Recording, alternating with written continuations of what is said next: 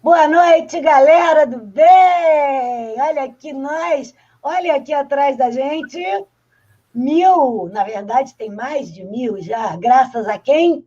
A vocês, galera do bem. Uhul! Olha, eu vim toda colorida hoje para vocês. E eu nem vou falar como é que eu estou, porque quem vai falar é a nossa querida Débora. E agora nós temos uma audiodescritora também, tudo voluntário, né, gente? Tudo na base, assim, da amizade. Mas hoje, como a gente uniu, quem sabe a gente consegue aí fazer aquele milagre, não é verdade? Vamos ver, só na torcida aqui. Então, hoje, nos nossos 1.004 inscritos maravilhosos, a gente tem muita coisa boa para trocar, conversar, mas eu queria fazer aquela assim, análise rápida, crítica de sempre, para não perder o nosso humor ácido, né? Porque faz bem à saúde também. Sabe como é? A gente precisa alimentar a gastrite de vez em quando, já que o Bolsonaro se empenhou tanto em nos fazer ter gastrite e outras ites, por que não alimentá-la, não é mesmo? Claro que a gente toma aí uns esomeprazóis da vida, né? Para dar aquela contrabalançada, mas a acidez está geral aí, compartilhada, então vamos trazer uma delas hoje, por exemplo. Mais decapitações e assassinatos na França, mais assassinatos no Brasil, para além da Covid, que já ultrapassou 157 mil pessoas mortas no Brasil, ou perdão, sim, mortas no Brasil, não, números de casos, mortas, né, Alan? Mortas. Sem falar da nossa obsessão, fixação absurda, né, no que acontece nos Estados Unidos, mas isso vocês também já devem saber por quê? Porque o que acontece lá, a gente está vendo ao jogo de búzios, a bola de cristal do que acontecerá em breve, aonde? Aqui! Então, turma bonita, atenção, eleições municipais acontecendo, vocês já sabem, a gente já deu a dica, pensem, porque essas eleições podem mudar as nossas vidas, porque é aqui, no momento local, né? No momento é ótimo. Porque eu já estou misturando tempo e espaço, essa pandemia, essa política, ou essa despolítica, esse desgoverno, está me pirando mais do que o normal, eu sei, mas faz parte. Enfim, é aqui no local que a gente também muda o global, né? Ou pelo menos, quem sabe, o nacional. Ok? Então, preste atenção, bonitinho, no que a gente está fazendo aqui na nossa casa imediata, para a gente poder ver se consegue alterar. Quem sabe, pelo menos, o Estado. Estou vendo que, gente, o país está na frente. É isso que vocês querem mesmo? Tem certeza? Atenção, olha o segundo lugar, pior ainda, Crivella. Tem certeza? E olhem os municípios ao redor. Olha quem está na frente. Preste atenção, galera. Não digam que nós não avisamos, tá bom? Bem, isso feito, a super Débora... Não, passo a palavra para o meu amigo Alain Damasceno, e aí depois a Débora vai se descrever e descrever a toda a equipe, porque hoje tem gente muito especial no pedaço. Mônica, linda, boa noite a todos e todas e todes. Mais um Pan Academia juntos, convite 20, ou seja, mais uma oportunidade de diálogo, de debate nessa noite, um feriado prolongado, né? Porque, na verdade, nós temos aí, amanhã é feriado, então nós temos um final de semana que se prolongou. Enfim, hoje temos mais um debate especialíssimo, né? Com a professora Ana Bera, que daqui a pouco vai estar aqui conosco. E agora alcançamos finalmente os 1.000 inscritos, e agora a questão é a seguinte: atingimos a meta, dobramos a meta. Então, chegamos ao 1.000, e nossa meta agora é chegar aos 2.000. Em breve nós vamos chegar, tá? Vamos continuar nos empenhando para que o nosso canal aqui continue se potencializando, se rizomatizando, e com isso tenhamos outros interlocutores aqui para debater com a gente. Débora, querida, muito obrigado pela sua presença, sempre, né, nesse processo nosso de apoio à audiodescrição. Adri Costa, Débora, hoje nós temos a presença da Débora, que generosamente, compartilhando sua experiência profissional, vai fazer a nossa audiodescrição, né, Mônica? Que bacana isso, não é? Então, Débora, a palavra está com você e nós estamos juntos. Então, olá a todos, todas e todes. Muito obrigada também pela fala, por estar participando da organização. Mas vamos lá. Eu vou começar me descrevendo. Eu sou uma mulher de de pele morena moderada, tenho cabelos encaracolados compridos, na cor castanho escuro, olhos também castanho escuro. Hoje eu estou usando uma camisa preta, polo, um fone de ouvido preto e prata, e estou à frente de uma parede amarela claro. Ao lado, no topo do vídeo, nós temos a professora Mônica, está bem contente hoje, bem expressiva, dá para sentir a emoção por conta dos 1.000 inscritos, já mais de 1.000 já. Hoje ela está utilizando uma camisa, né, de decote V, listrada em laranja e amarelo, com estampas floridas em vermelho, um brinco longo também pendurado em vermelho, batom vermelho, brinco abóbora, cabelos na altura um pouco acima do ombro, liso, de franja. Ao lado nós temos, à direita da Mônica, nós temos 2 placas, uma branca, de fundo branco, com letras pretas, escrito eu só quero que o dia termine zen. Abaixo, uma placa preta com letras brancas, às vezes é preciso silêncio, um sinalzinho de um fone com um X, né, na frente, indicando silêncio. Ao lado esquerdo da professora Mônica, temos uma placa de fundo amarelo com letras pretas, escrito risco de abdução, em cima escrito perigo, em amarelo, por cima de uma faixa vermelha, e abaixo a placa dos Beatles, né, escrito The Beatles, com o desenho clássico, né, da passagem deles pela faixa na Abbey Road, né, na Inglaterra. E acima da cabeça da Mônica, hoje não conseguimos ver a placa escrito amor em libras, mas nós temos a indicação do 1000 em azul, feito à mão, em folha de papel ofício, e indicando todo o cenário. Nós temos também o professor Alain Damasceno, um homem de pele clara, cabelos e olhos castanhos, cabelo castanho escuro, né, o olho mais claro, mas que no vídeo parece mais escuro, a barba cerrada. Ele está usando um óculos de armação preta, quadrangular.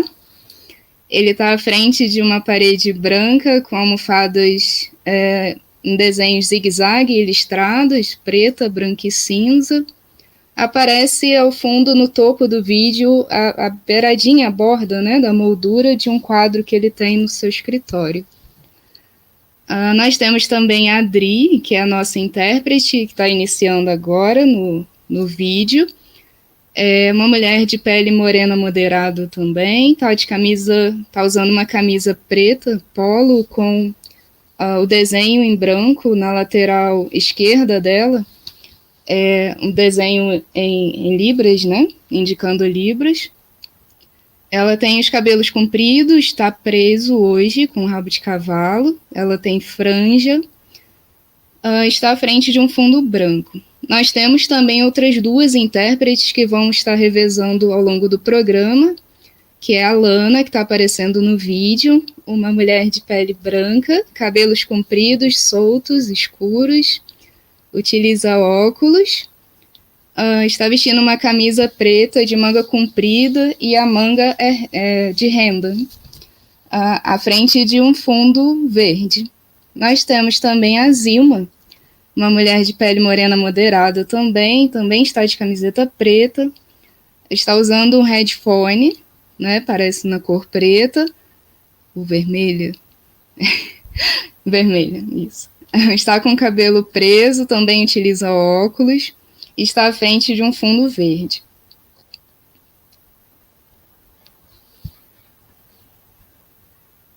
Maravilha, Débora, maravilha. E aí, Mônica, olha quem aparece aí, Mônica. Podemos? A nossa convidada. Então, nós temos a Anabelle. Vamos descrever a Anabelle, então. A Anabelle, uma mulher de pele clara, ela tá com cabelo em tom castanho claro ou avermelhado. Não dá para ver direito por conta da luz.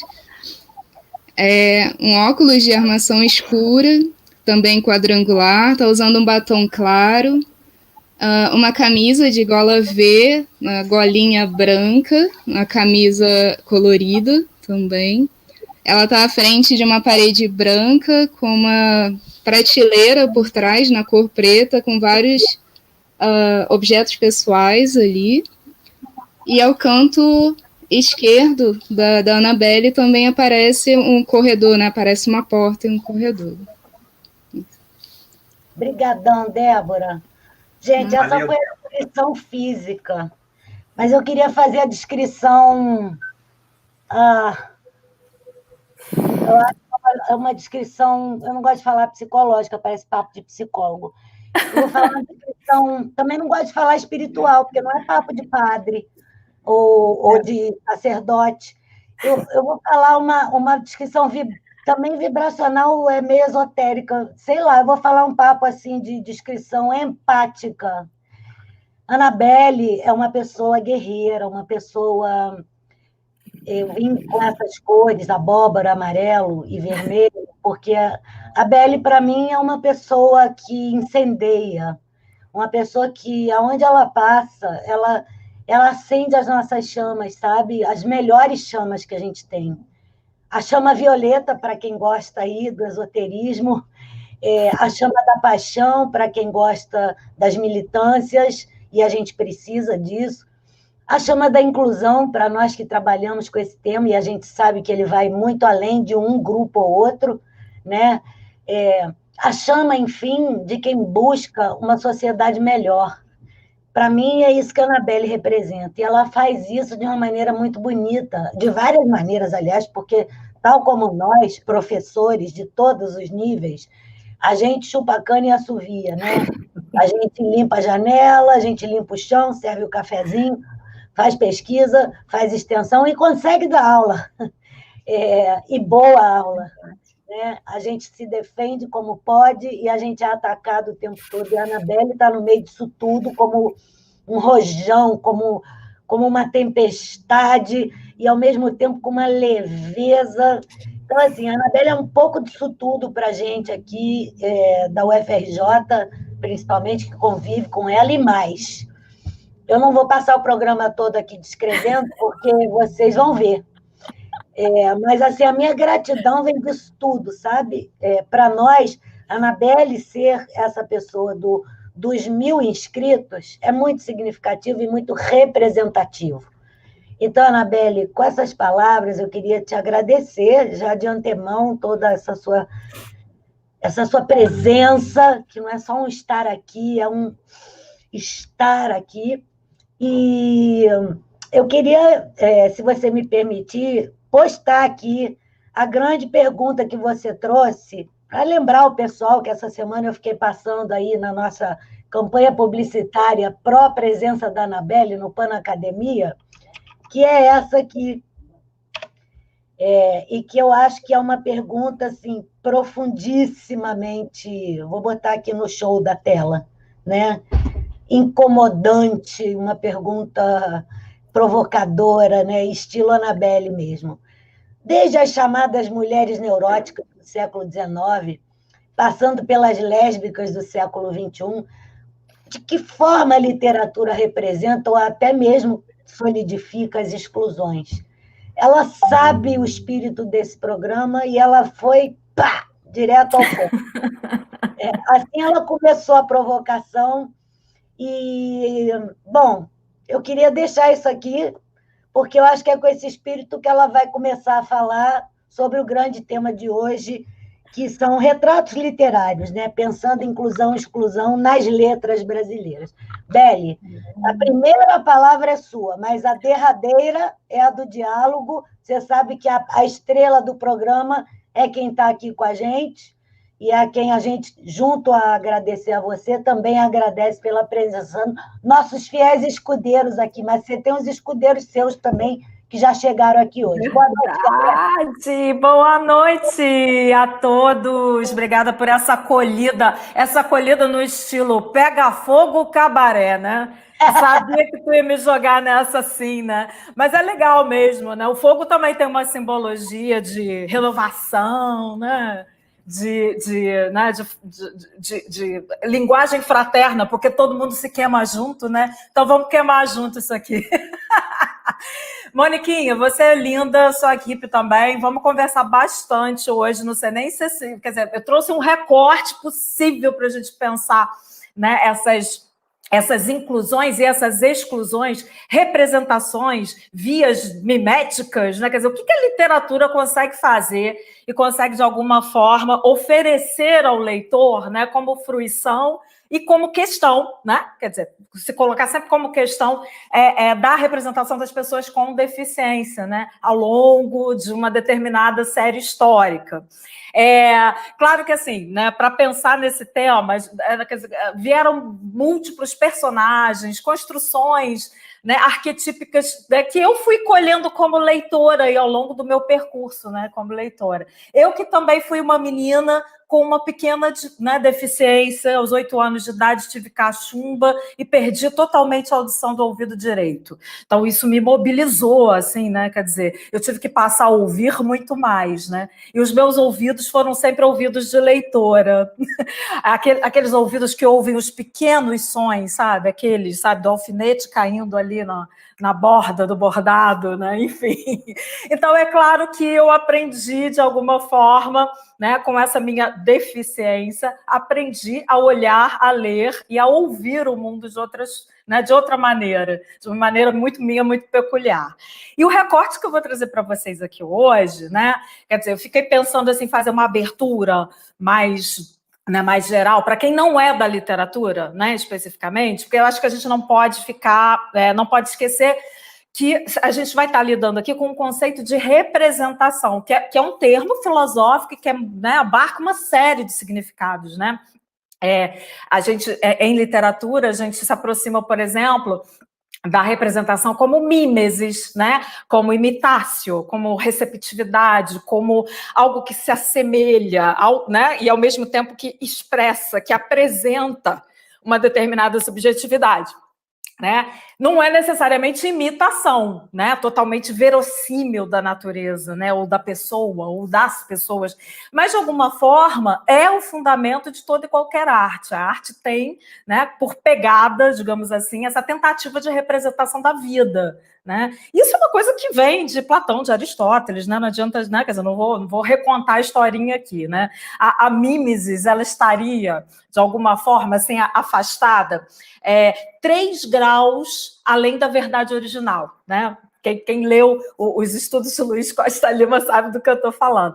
Mas, de qualquer maneira, quer dizer, a gente não tem... Quer dizer, a mimesis não é um conceito apenas dos gregos, né? Ela vem sendo reapropriada, né, ao longo da história, da filosofia, da literatura, das artes, né? E produzindo clássicos, né, na poesia,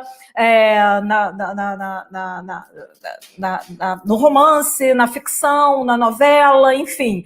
Isso vem, de alguma forma, se reproduzindo, né? Ao fim e ao cabo, eu acho que no campo da literatura, só para a gente situar, né, esse conceito de representação, né, quer dizer, como são representadas as subjetividades, como é representada a subjetividade da pessoa com deficiência, mais especificamente, vai trazer para a gente uma questão sempre dicotômica e que deve ser lida de forma dialética, né? Quer dizer, entre o real e o ideal, né? Entre o criador e a criatura, entre a realidade e a não realidade, né? Nessa expressão mimética, a gente vai acabar discutindo aquilo que é próprio, né, do ser, né? Ou da literariedade, né? A condição fenomenológica do próprio texto.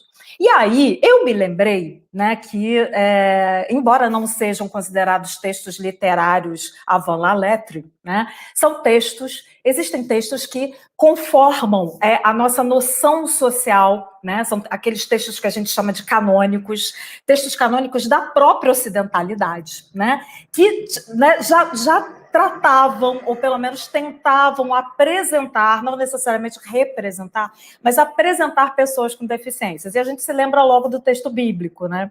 Aliás, o texto bíblico é um grande problema, né, para a gente que estuda literatura, exegese, essa coisa toda, porque você tem textos terríveis na Bíblia com relação às pessoas com deficiência, né? Vou citar aqui um trechinho, por exemplo, daquele que eu acho que é o texto bíblico mais assim, escandaloso, né, sobre os deficientes físicos, que é o Levítico. Não é à toa que o Levítico é um livro que está lá no Antigo Testamento e que vem anunciando a ira do Deus, aquele Deus do Velho Testamento, sobre as pessoas consideradas defeituosas. Olha só esse trechinho de Levítico 21. Ele diz assim, abre aspas, pois nenhum homem em que houver alguma deformidade se chegará, como homem cego, ou coxo, ou de nariz chato, ou de membros demasiadamente compridos. O homem que tiver quebrado o pé ou a mão quebrada, ou corcunda, ou anão, ou que tiver defeito no olho, ou sarna, ou impingem, ou que tiver um testículo mutilado, nenhum homem da ascendência de Arão, sacerdote, em que houver alguma deformidade, se chegará para oferecer as ofertas queimadas do Senhor. Defeito nele não há. Não se chegará para oferecer o pão do seu Deus. Ele comerá do pão do seu Deus, tanto do Santíssimo quanto do Santo. Porém, até o véu, o céu, não entrará. Nem se chegará ao altar, porquanto defeito há nele, para que não profane os seus santuários, porque eu sou o Senhor que os santifico. Levítico, né, capítulo 21, versículos 18 a 23. Nossa, uma pancada, né, logo de cara, né, para a gente, né, quer dizer, entender como é que, quer dizer, certa parcela dos textos canônicos ocidentais se formam sob esses moldes, o molde né, de um cristianismo moralista, né, redutor da pessoa, da subjetividade da pessoa com deficiência, e que dá a ela, né, a oportunidade de ser perfeita através de uma troca. Olha, adorarás ao Senhor teu Deus de todo o teu coração, né? E aí serás digno das promessas desse Deus. Não deixa de ser uma coisa bastante instigante, né? Vale a pena até ressaltar, Moniquinha. Oi, fala, querida. Não, pois coletivo, né? Assim, e condicional. Exatamente. Vai sim. Tem uma série de prerrogativas, até porque é a própria linguagem, o próprio signo do cristianismo que vai salvar essa pessoa, retirá-la dessa condição desumana, de aberração, né? Até os testículos entram na história, né, dona Mônica? Uma boa coisa para a gente pensar aí. Testículo defeituoso. Essa eu nunca tinha visto, mas vamos lá. Enfim.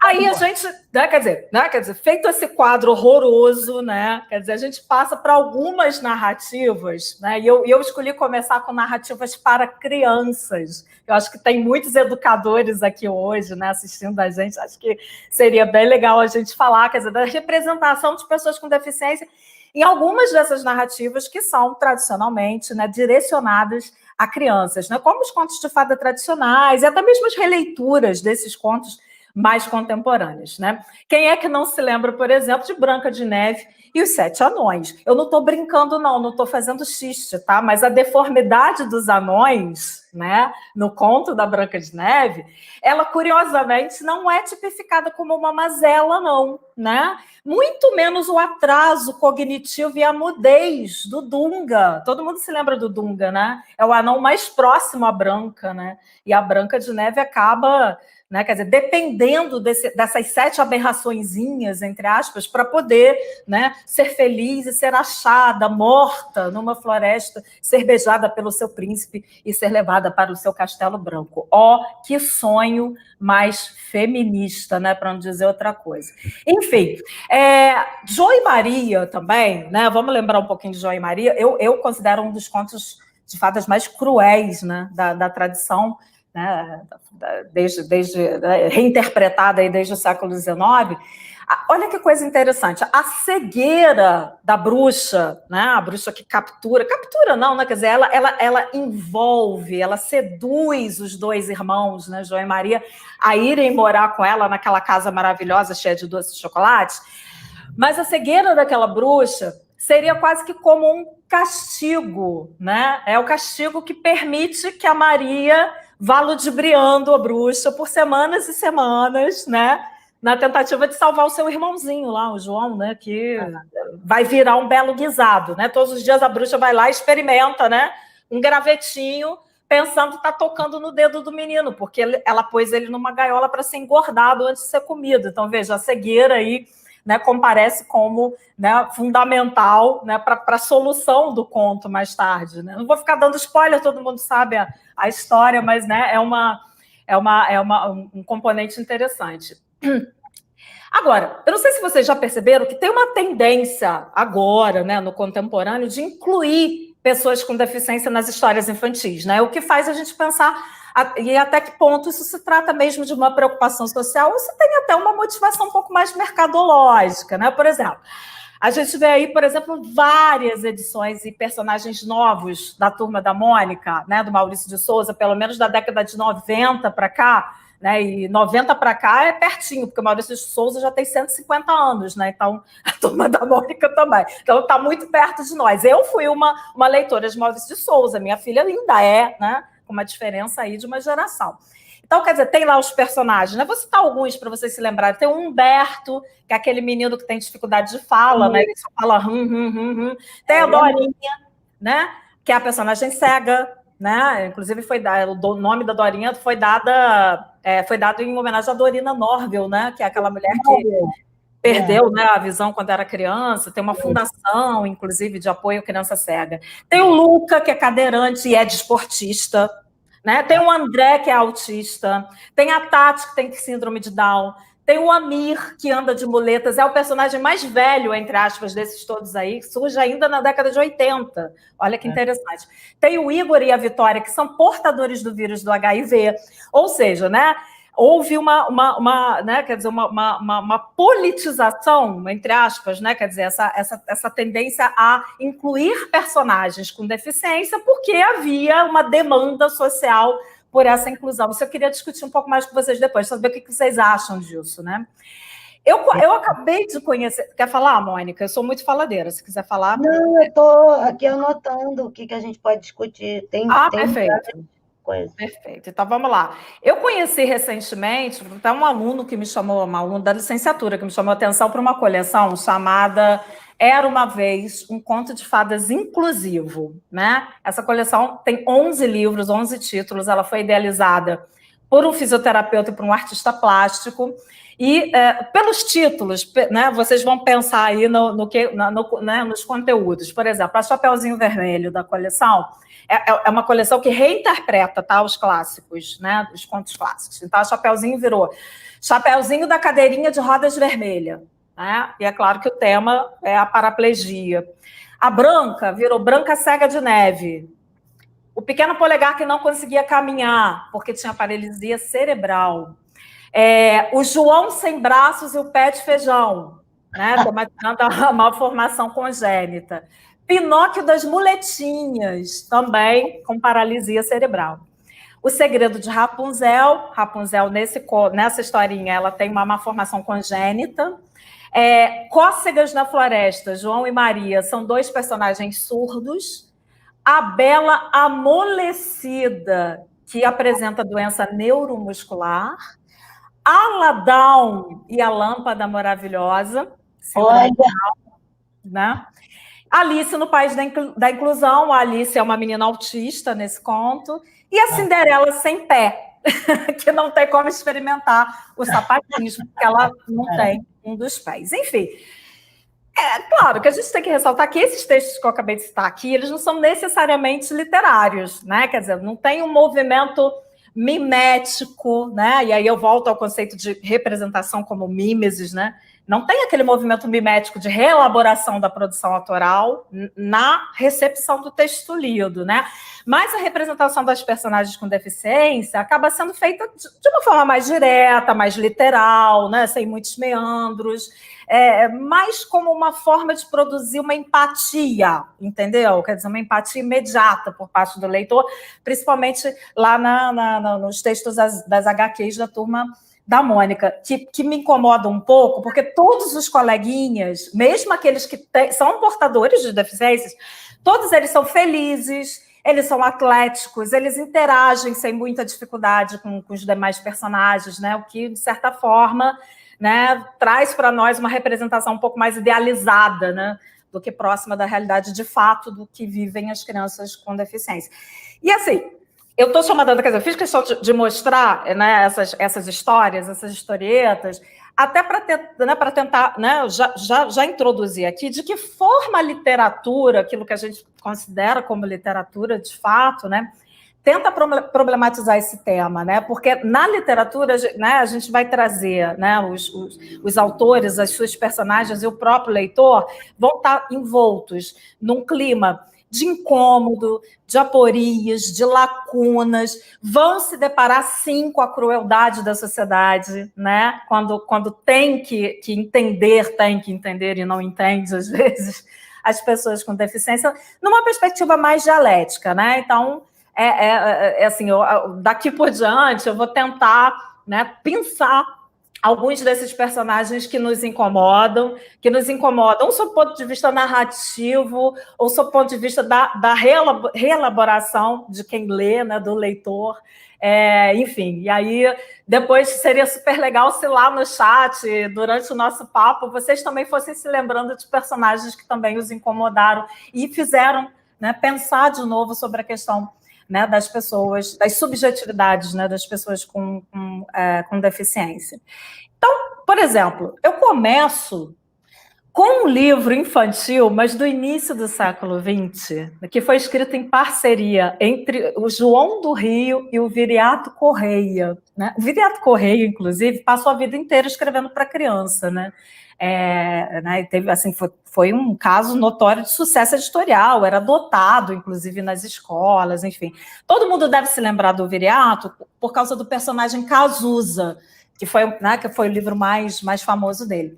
Mas o Viriato já tinha começado a escrever muito antes de publicar Cazuza, na Gazeta de Notícias, e ele tinha um pseudônimo, lá ele era o Fafazinho, que era também um personagem infantil, né? Ele assumia quer dizer, a autoria de um personagem infantil e conversava com as crianças que mandavam cartas para o jornal, né? E aí ele e o João do Rio publicam, em 1908, um livro chamado Era Uma Vez, Contos para Crianças. Era um livro totalmente voltado para o público escolar, né? Quer dizer, a Francisco Alves é que lança essa coleção, uma coleção de muito sucesso, mas que, de alguma forma, já trazia questões, né? Já tematizava certas questões que só muito mais tarde, né? Mais para o avanço aí do século XX, outros autores da nossa grande literatura, digamos assim, teriam coragem de tematizar. Então, por exemplo, estereótipos sociais, preconceito com relação a crianças com necessidades especiais já estão presentes aí nesse Fafazinho, né, nos personagens, né, nesse alter ego do Viriato Correia, e também no livro que ele escreve junto com o nosso amigo João do Rio. Tirei um trechinho aqui, só para vocês terem uma ideia de quem eram essas personagens descritas, né, no livro deles. Pedrinho, já tinha um Pedrinho, tá? Antes mesmo do Pedrinho do Sítio do Pica-Pau Amarelo. Era um menino bem educado, sempre bem vestido, né, que se sentava na primeira fila da classe. Tinha o Neco, que estava naquela fase de mudar os dentes, e aí, por isso, ele tinha a voz muito fanhosa e fungava muito. E é claro que, por causa disso, por ser fanho, ele sofria bullying na escola. Sabe, né, essa palavra bullying não existia na época, mas era mais ou menos isso. Tinha a Kikita, que era a menina mais fina, mais ajuizada de toda a escola, que se sentava pertinho do Nhonhô, que era menorzinho, era a menor criança, né? Pouco desenvolvida, gago e totalmente calado, né? Até pelas circunstâncias, né? As pessoas não deixavam ele falar porque não tinham paciência de ouvi-lo. E tinha também a Mariazinha, que era... Aí eu abro aspas para descrever o que está escrito lá no livro. A Mariazinha era gorda como uma foca, baixota como um barril, tinha a voz grossa, uma papada imensa, um ar espantado, gestos de quem mata e esfola, mas no íntimo, excelente criatura, incapaz de fazer mal a um mosquito. Isso está lá no livro que era distribuído às crianças no início do século nas escolas. Vocês vejam como o pessoal pega leve, né? Com os gagos, com as gordas, né? Enfim. Gente, essas são as representações. Quer dizer, aí a gente já começa, de alguma forma, a atacar que a gente pode problematizar certos tipos de narrativa, né? Se tinha um Pedrinho e tinha uma Quiquita, que eram finos, ajuizados e bem-educados, em compensação, tinha Mariazinha e tinha Nhonhô, que davam trabalho para os professores. Quer dizer, de alguma forma, né, mesmo trazendo, né, sendo descritos de forma pejorativa, esse tipo de literatura já faz pensar no lugar do estereótipo social sofrido, né, e do preconceito sofrido né, por essas personagens. Vocês sacaram? É aí que eu queria chegar, sabe? A literatura tem essa pegada de mexer pelo contraditório, né, com os nossos preconceitos, né, com as nossas muitas certezas, múltiplas certezas. Enfim, muito bem. Podemos continuar? Alguém quer fazer algum comentário? Fiquem à vontade, tá? Tô caminhando, enquanto vocês não me cortam. Vamos lá. E aí a gente lembra de várias representações também de pessoas deficientes nos clássicos universais, né? Eu não vou ficar assim, eu até cheguei a selecionar alguns trechos, mas acho que não vai dar tempo da gente falar de todos, então eu vou só jogar no ventilador, né? Quem é que não se lembra do Corcunda de Notre Dame, né? O Quasimodo lá do Victor Hugo, né? Que, de certa forma, tipifica toda uma geração de personagens deficientes, né? A gente também tem a representação, quer dizer, que virou quase que um lugar comum da pessoa idosa, e que, além de idosa, é cega, e que, por isso, tem uma aura espiritual, né? Quer dizer, vide aí as gerações e gerações de mouras, né? Aquelas criaturas que têm apenas um globo ocular, né? Para ser dividido entre as três, e elas veem mais do que todo mundo com um olho só. Quer dizer, tem sempre uma pegada também, uma aura espiritual. Aí, me lembrei, por exemplo, do Servidão Humana, né, do escritor britânico William Somerset Maugham, né, de 1915, e o protagonista, o Philip, tem um defeito, tem uma perna mais curta do que a outra, né, e ele, né, enfim, tem um complexo extremo, além de ser órfão, também convive com uma família impregnada de conceitos e preconceitos, né, morais, religiosos, né. Enfim, essa obra foi transposta para o cinema em 64. Outro que eu me lembrei também, que eu gosto muito, é O Coração é um Caçador Solitário, da Carson McCullers, né, que é uma escritora americana, e ela coloca lá dois mudos, né, duas pessoas mudas, dividindo o mesmo quarto no pensionato, né, e um desses mudos se nega, né, quer dizer, um desses mudos, que é também surdo, né, se nega a pertencer ao grupo de surdos e de mudos, né? Ele vai tentando, de alguma forma, através da escrita, inclusive, suplantar essa condição, né? Quer dizer, colocando a liberdade aí de se comunicar com as mãos, né, usando o papel. Bom, tem também outros livros muito legais, tem inclusive o Flores para Algernon, né, do escritor americano Daniel Keyes, que é de 66, e ele...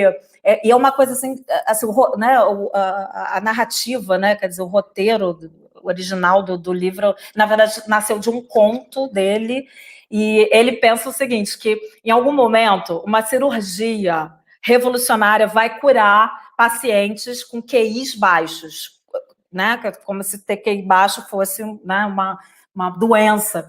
E aí, o protagonista do livro, né, do conto, que também vai ser protagonista do livro, que é o Charlie Gordon, ele se dispõe a fazer essa cirurgia, E, por incrível que pareça, a cirurgia é um sucesso, tá? O Charlie realmente começa a ver o seu QI aumentando, só que essa evolução, entre aspas, intelectual desse personagem, ela não traz para ele nenhuma felicidade, muito pelo contrário, né? Os velhos amigos vão se afastando porque ele passa a ter um vocabulário mais erudito, né? É uma coisa tão interessante, né? Na própria narrativa, né? Quer dizer, o próprio narrador, que é também personagem, no início tem uma linguagem muito telegráfica, e essa linguagem vai se sofisticando, né?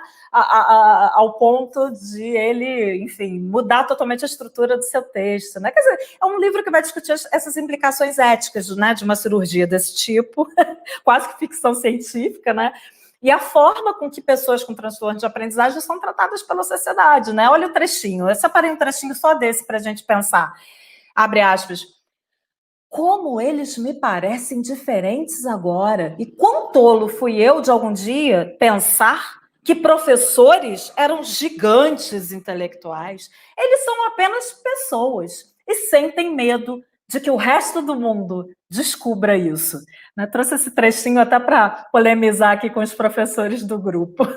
Então, gente, muito legal, né? Quer dizer, aí depois eu fui tentar achar algumas representações, né, das pessoas com deficiência na poesia. E aí eu achei uma linda do Manuel de Barros, em que ele diz assim, lá no livro dele, um dos mais famosos, que é o livro Sobre Nada, né? Ele diz, prefiro as linhas tortas como Deus. Em menino, eu sonhava ter uma perna mais curta, só para poder andar torto. Eu via o velho farmacêutico de tarde subir a ladeira do beco, torto e deserto. Toque-ploque, toque-ploque. Ele era um destaque. Se eu tivesse uma perna mais curta, todo mundo haveria de olhar para mim. Lá vai o menino torto subindo a ladeira do beco. Toque-ploque, toque-ploque.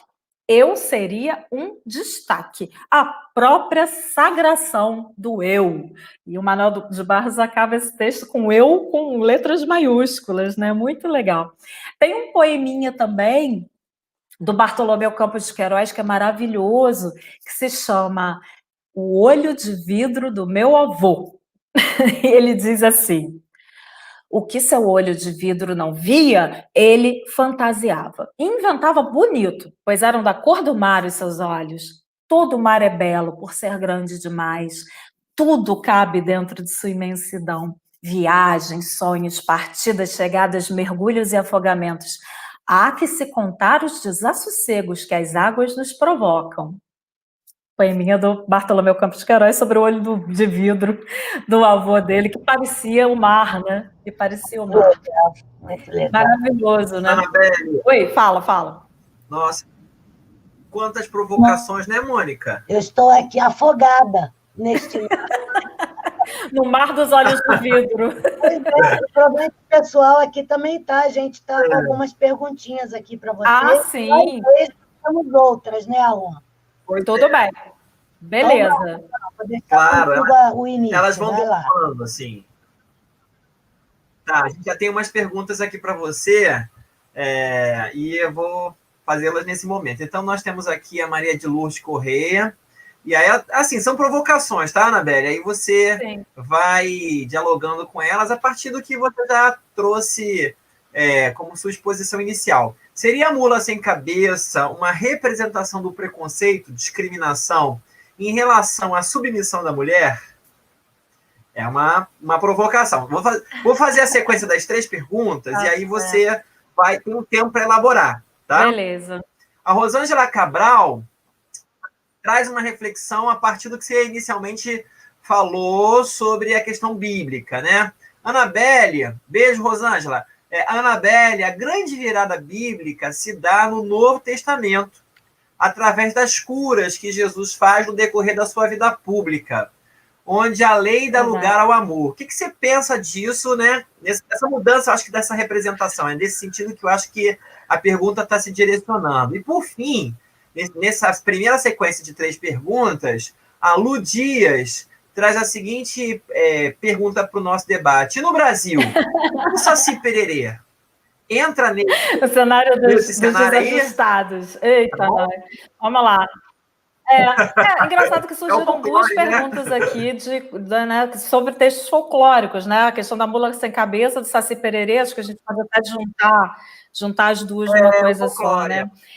Vejam, os seres maravilhosos representados nos contos folclóricos, muitas vezes eles são seres mutilados, né? São seres de aberração, porque né, quer dizer, é preciso de alguma forma contar aquela história para validar depois uma espécie de redenção daquele personagem por outra via que não do seu aspecto, puramente do seu aspecto, né, aspecto físico. Então, sei lá, a mula sem cabeça, que foi a mulher do padre, né? Quer dizer, ela pecou, né? Vejam que tem sempre uma origem, né, de um contexto cristão, católico, né, muito arraigado nessas narrativas, né, que é comum, né, não dá para a gente, né, ter o purismo de tirar isso fora.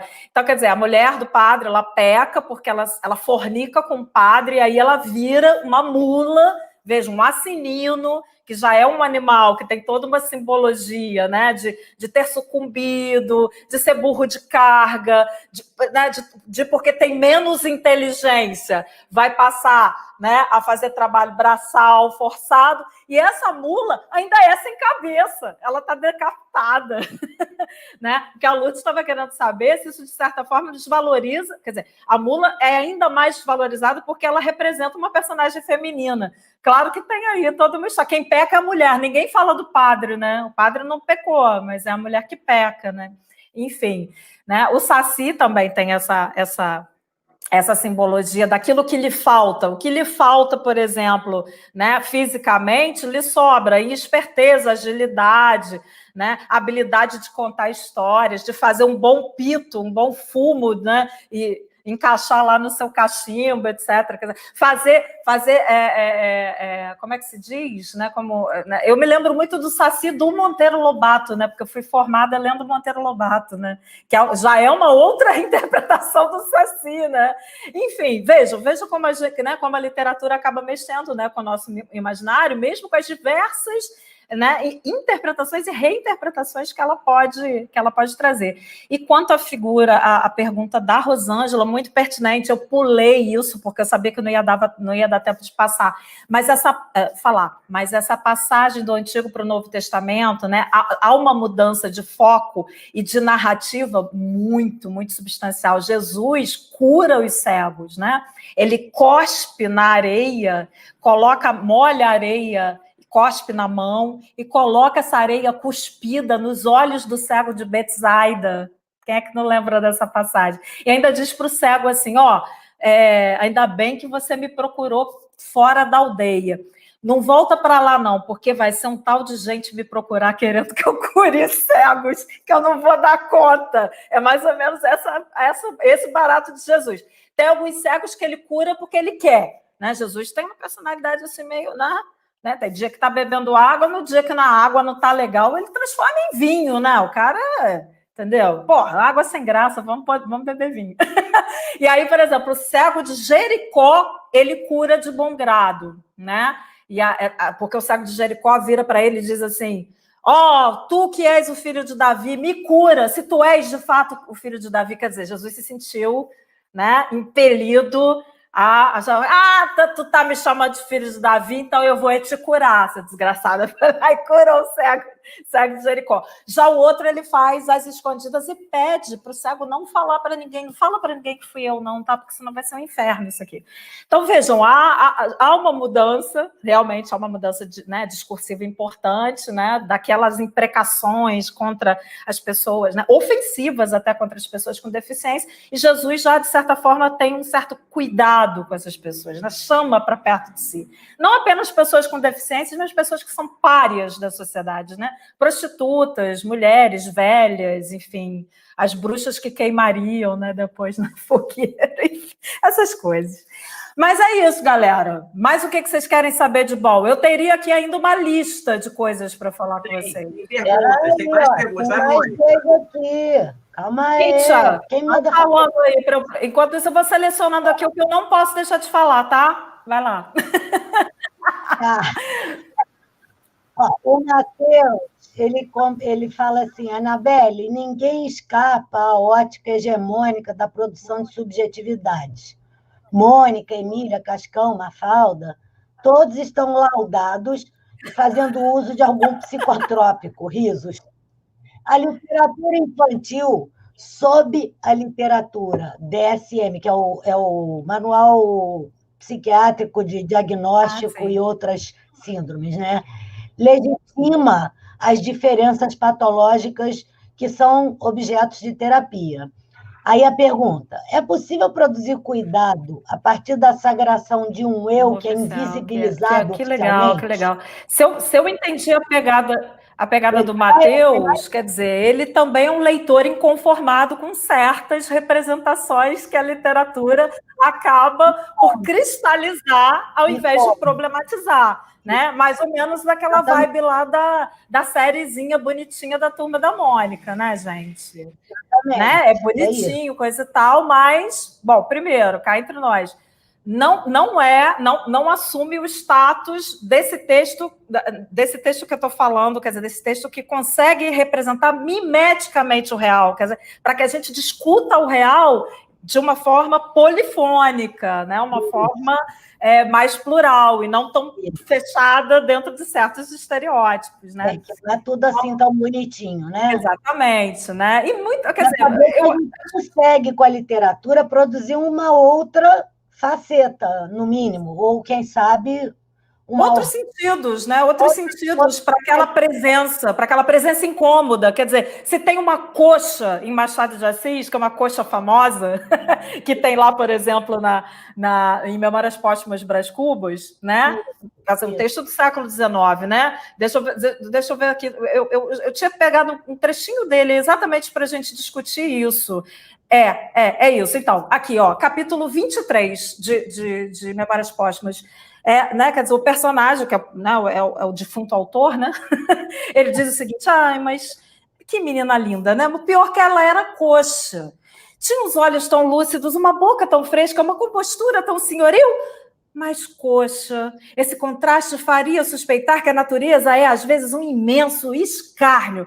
Por que ela era tão bonita, se coxa? Por que coxa, se bonita? Tal era a pergunta que eu vinha fazendo a mim mesmo ao voltar para casa de noite sem atinar com a solução do enigma. O melhor que há quando não se resolve um enigma é sacudi-lo pela janela fora. Foi o que eu fiz. Lancei mão de uma toalha, enxotei essa outra borboleta preta que me adejava no cérebro. Vejam a narrativa, quer dizer, uma narrativa do século XIX, extremamente irônica, né? Que, dependendo da mediação da leitura, pode confirmar que mulheres bonitas não deveriam ser coxas ou mancas, ou então pode fazer com que o leitor, né, exploda essa porcaria toda aí, diga, mas que negócio é esse? Que narrador machista, filho da... Entendeu? Que negócio é esse? A gente precisa repensar a posição dessa coxa na narrativa, né? Quer dizer, e ali estão as impressões apenas do narrador. Em momento nenhum é dada voz a essa coxa, essa manca, para que ela diga, né, aos leitores como é que ela se sentia sendo coxa. Né? Então, isso tem a ver com um comentário que eu queria fazer sobre a literatura, os quadrinhos, né? O que você, não sei se você chama isso de literatura, mas você comentou para trás um pouco sobre os quadrinhos, quando você falou da Branca de Neve, sobre quadrinhos, não, sobre as histórias, quando você falou da Branca de Neve, do Dunga. Sim. Eu estava lendo outro dia, quando morreu a Branca de Neve, que inspirou a verdadeira Branca de Neve, que inspirou a Branca de Neve, foi uma bailarina. Ela morreu recentemente, com acho que 88 anos, e eu estava lendo algumas matérias sobre ela, e uma delas é que ela também inspirou o Dunga, o mais delicado, né? O mais fofinho. Inspirou a reinterpretação da Disney, o filme de 1930, não é isso? Sim. Ela inspirou os dois personagens, a Branca de Neve e o Dunga. A criação desses personagens. Por que ela inspirou? Ela inspirou porque ela era uma bailarina excelente, uma coreógrafa muito boa, e porque ela era delicada, ela era muito branca como a neve, ela tinha o biótipo da Branca de Neve e tinha toda a delicadeza do Dunga. Entendi. Entendeu? Então, ela era um pouco a corporificação dos dois. Ela foi a musa que inspirou os dois personagens. Mas, e aí, pensando nisso, quando você trouxe a Branca de Neve, eu me lembrei também, agora esqueci até o que eu ia falar, peraí. Lembrei. Aí eu lembrei, assim, nos anos 80 e 90, quando eu estava em Londres, o movimento das pessoas com deficiência já era muito forte, como um movimento social mesmo, coisa que só veio chegar no Brasil bem depois. Eu não estou dizendo para as, pelas, não. Estou dizendo das. Né? Aqui no Brasil sempre houve um movimento forte pelas, que são familiares e em geral, muito assistencialista. Né? Sim. O movimento politizado das pessoas com deficiência só foi surgir depois dos anos 90 mesmo e começar a pegar fogo lá pelos anos 2000. Enfim, lá eu conheci vários movimentos sociais civis de pessoas com deficiência que já reclamavam do capacitismo, que agora está chegando aqui com mais... atingindo finalmente todo mundo, porque antes era coisa só de acadêmico, e lá eles já reclamavam muito do capacitismo e usavam muito como exemplo o que acontecia nas histórias em quadrinho. E citavam exemplos tanto dos quadrinhos ingleses quanto norte-americanos, em que os personagens ou eles eram super-heróis ou eles eram os caras do mal, os grandes vilões. Se você olhar os heróis da Marvel hoje, muitos são pessoas com deficiência. Mas há 20, 30 anos, muitos eram os caras do mal. As pessoas com deficiência eram os vilões. Sim. Hoje, alguns são vilões, alguns são heróis. E, assim, continua sendo capacitismo. Capacitismo é o racismo quando voltado para pessoas com deficiência. Né? São esses ismos que a gente vai construindo, né, mundo afora, muito especialmente a partir dos anos 80, 90, por aí. Eles começam a ter esse nome do ismo. Né? O rótulo do ismo vai ganhando nome nas pesquisas acadêmicas para marcar machismo, sexismo e tudo mais, enfim.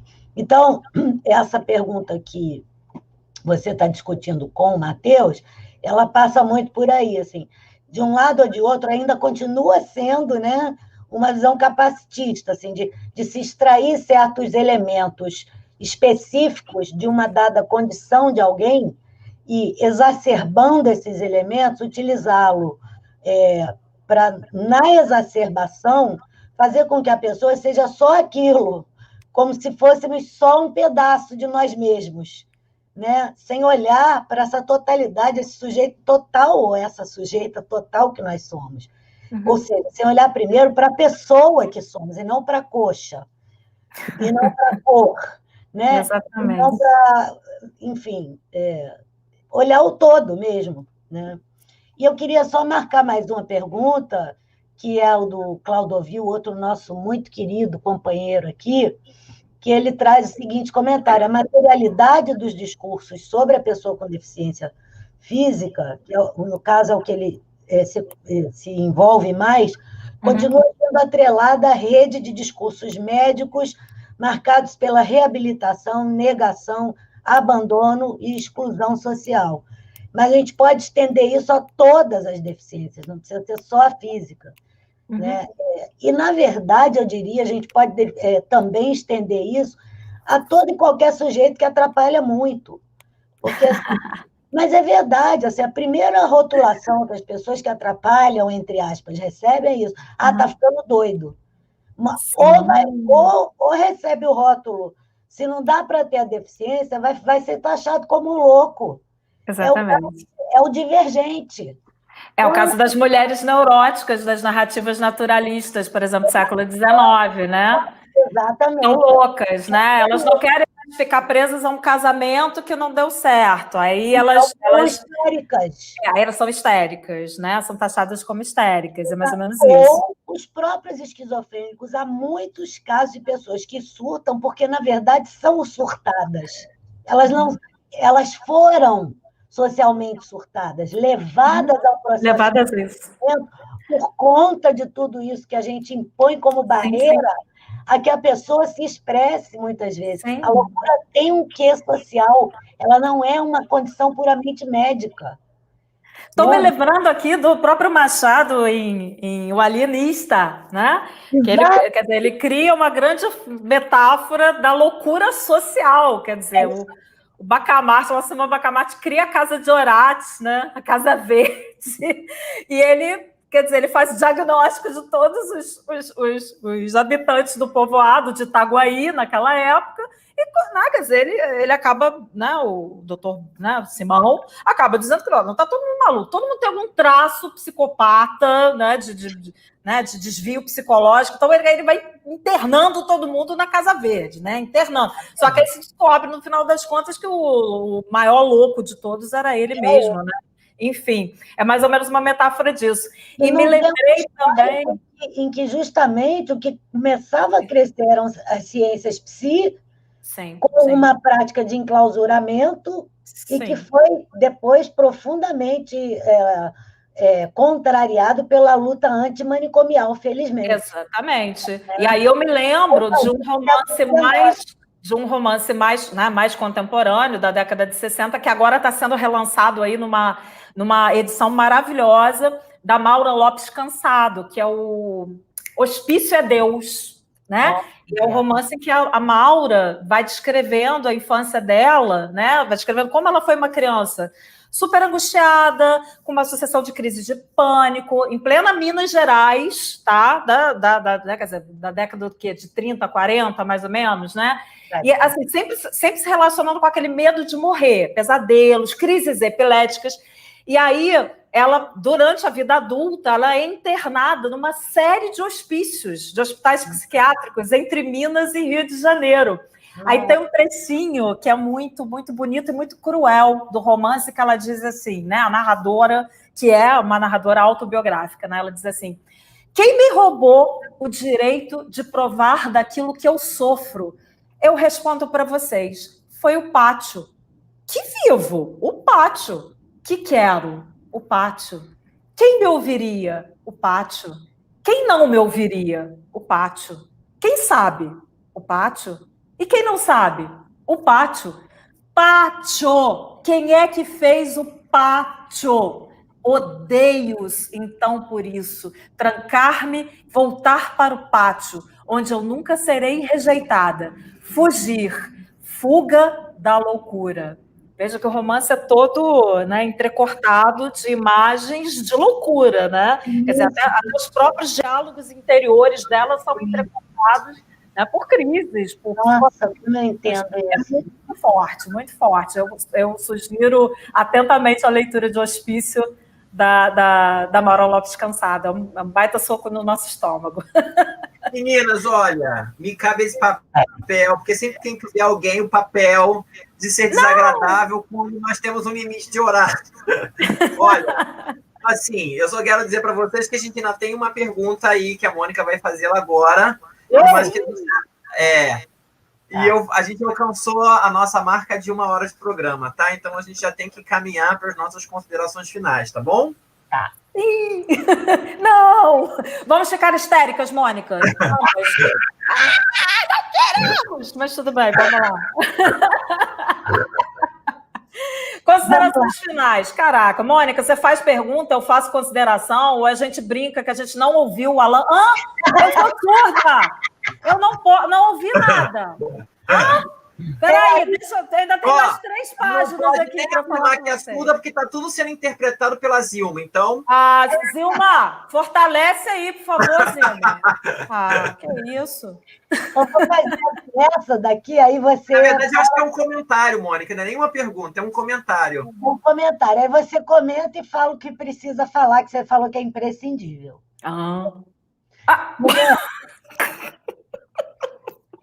marca... em Úrsula. Úrsula, verdade.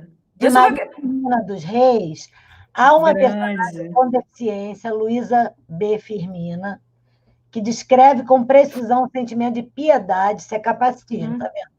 De compaixão verdade. e de opressão, a Luísa B. É anterior a Machado de Assis. Que é anterior a Machado, verdade. A Firmina maravilhosa. Firmina foi a primeira escritora negra a lançar um livro, né, já de laivos feministas. Isso em 1883, se não me engano. É anterior, um pouquinho anterior a Machado. E tinha mesmo uma personagem que era descrita como frágil, fraca das ideias e fraca dos sentimentos, enfim, quer dizer, e ainda por cima era negra, né? Então, vejam, está tudo misturado. Quer dizer, né? A cor também ajudava a conformar, de certa forma, um perfil psicopata, né? Enfim, coisas das crenças dos nossos tataravós. Mas foi ótima lembrança, Márcia. Realmente, Firmina tem uma... Né, já trata de um tema que é espinhoso antes mesmo de Machado de Assis tratar desse tema de forma irônica, né? Quer dizer que, né, toda né, a trajetória narrativa do Machado tem esse viés sardônico, irônico, mas também não deixa de fazer a gente pensar, né, nos capacitismos e nos racismos, né, desses personagens. Mas olha só, Moniquinha, eu vou te falar uma coisa, então. Depois a gente pode compartilhar, né, os trechos que eu selecionei desses romances, inclusive mais contemporâneos, né, como o da Maura Cansado. Eu fiz uma compilação muito simples, tá, gente? Né? E eu posso disponibilizar depois para quem quiser. Mando para a Mônica. Mônica cria um drive, se vocês quiserem ler depois, fiquem à vontade. Não é um texto acadêmico, são apenas trechos mesmo de romances em que as pessoas com deficiência aparecem, né? Romances e poemas também. Mas o que eu não poderia deixar de falar, para a gente acabar, né? Para a gente concluir? Eu acho que, assim...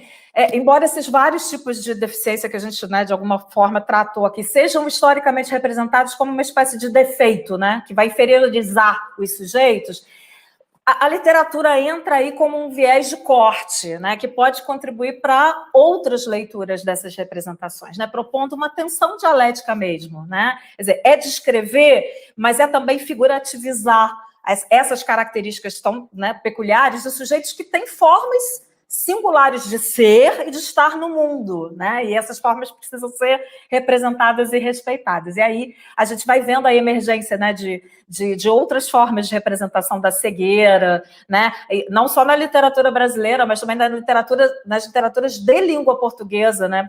Se a gente pensa, por exemplo, em Saramago, no Memorial do Convento, no Ensaio sobre a Cegueira, né? Ou seja, todas essas pessoas, os cegos, os aleijões, os surdos, os mudos, as pessoas com limitações cognitivas, quer dizer, elas são representadas, né, nessas obras literárias, para além dessa ideia de limitação, ou como se elas fossem um problema a ser corrigido. Né? Eu acho que esse é o grande efeito de leitura, que é muito diferente, por exemplo, da visão de certos autores lá do iniciozinho, né, do século XIX, do século XX. Quer dizer, naquele momento, era quase que uma espécie de conclamação a se aceitar, né, resilientemente, infortúnios, né, os infortúnios como uma forma de obediência a Deus, né? Quer dizer, tu é cega, tu é coxa, tu é gorda, né? Mas esse teu talento ao contrário, né? Talento entre aspas, né? Negativizado, né? Ele vai te levar à sua cura, né? E essa cura vai se associar à construção do próprio caráter dessa personagem. Quer dizer, aí a gente volta a lembrar, né, das mulheres histéricas do século XIX até as lésbicas do século XXI, quando são figurativizadas dessa forma. Mas eu acho que, assim, de qualquer maneira, a gente ainda precisa compreender melhor, né, essas representações da deficiência, né, dos grupos sociais como um todo. Né? A literatura pode ajudar a ressignificar essa representação para traduzi-la como um caminho de produção de resultados mais eficazes, né? De práticas mais eficientes, inclusivas, mais eficientes, né?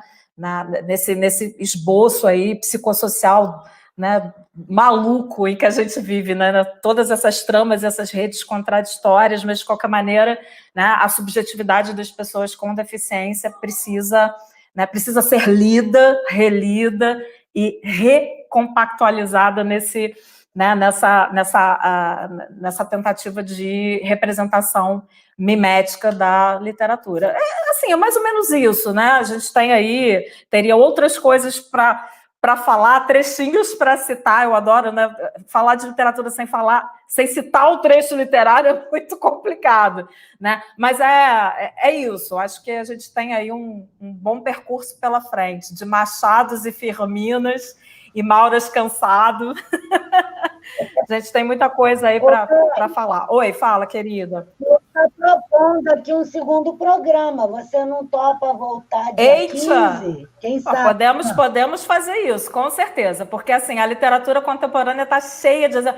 Caraca, só século XX no Brasil, Guimarães Rosa, né? Graciliano Ramos, que viveu... Quer dizer, tem um livro autobiográfico, né, que é a infância, que ele conta, por exemplo, que ficou cego, de repente, numa aula de português. Por que será?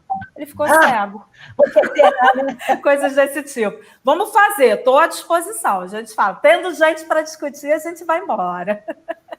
É isso que vocês querem mesmo, gente? A Silvia propôs, digam aí. Muito bom, gente. Que coisa boa. Eu estou vendo aqui, tem vários comentários que eu nem consegui, né, comentar, mas eu faço questão de depois, com calma, responder e mandar para a Mônica e a gente se...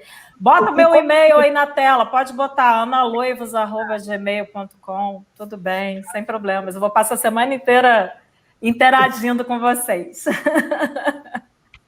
Valeu, galera. Coisa boa. Obrigada, Mônica. Obrigada às meninas também que tiveram aqui atrás. Que coisa linda vocês se revezando aí. Eu falo pra caramba, né? Não sei como é que vocês conseguiram, sinceramente. E o Alan, sempre atento, né? Alan, que maravilha. Gostei demais de estar aqui com você nesse retângulo.